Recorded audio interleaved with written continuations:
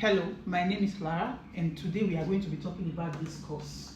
This is the IHK Zakude Prufung 34A GewO Odmong course. Okay, this is a security course. This security course, after taking the course, you have to write an exam. You can decide to take the course, you can decide not to take the course. If you can study by yourself, then you can go for the exam. This course is a very easy course. But the problem we have is that most of us don't speak German. We don't speak good German enough to pass the exam. But the course itself is very simple. So this is what I found. I found out that if you can get a hang of it in English, then use your own words, your own einfaches Deutsch to explain what you mean, you will be able to pass the exam. The exam is divided into two parts, the writing and also the speaking. The writing are just objective, A or B, okay? It's very easy. But the speaking is not that easy because you have to sit in front of 2 to 3 or 4 examiners. They are going to ask you questions and you are going to answer them. So that's the part that is very difficult. And that's the part that most people do not pass. So today we are going to be talking about the exam itself. These are all the topics under this subject, Zakunde. Recht der öffentlichen Sicherheit. On the day of your exam, you get 7 questions from this topic, which sum up to 11 points. GewO Recht, you get 5 questions, 8 points. Datenschutzrecht, 5 questions, 8 points. Bürgerliches Gesetzbuch, 13 questions, 21 points. Strafrecht, 13 questions, 21 points. Umgang mit Waffen, 5 questions, 8 points. Unfallverhütungsvorschrift, 8 questions, 13 points. Umgang mit Menschen, you get 19 questions, 19 points. Sicherheitstechnik, 7 questions, 11 points. This sum up to 82 questions with 120 points. This is the interesting part of it. You get 50%. If you can get 50% in that writing part of it, you have passed the writing part.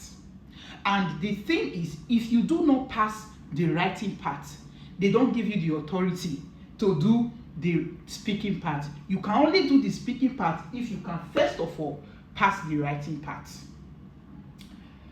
And another thing I want you to know is this. After passing the writing part, they give you 2 years.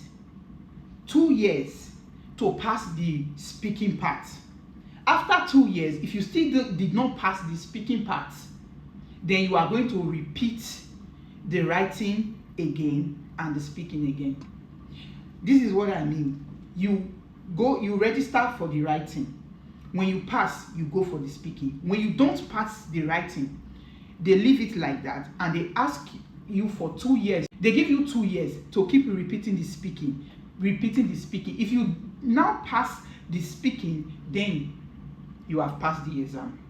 But in 2 years, if you do not pass the speaking, then you have to do the writing part again and start going for the speaking part again. I think that's fair. Okay, you don't have to repeat the whole exam and they give you 2 years for that. That's fair. The subject itself is simple, like I said. That's why we are going to be doing it in English. That's for the exam. Now, we have the Begriff. Fachliches Begriff. It means subject 10.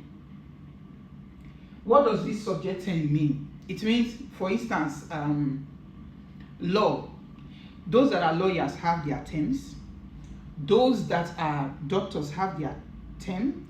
Those that are mechanics also have their terms. When a mechanic is talking, sometimes it's difficult for the lawyer to understand.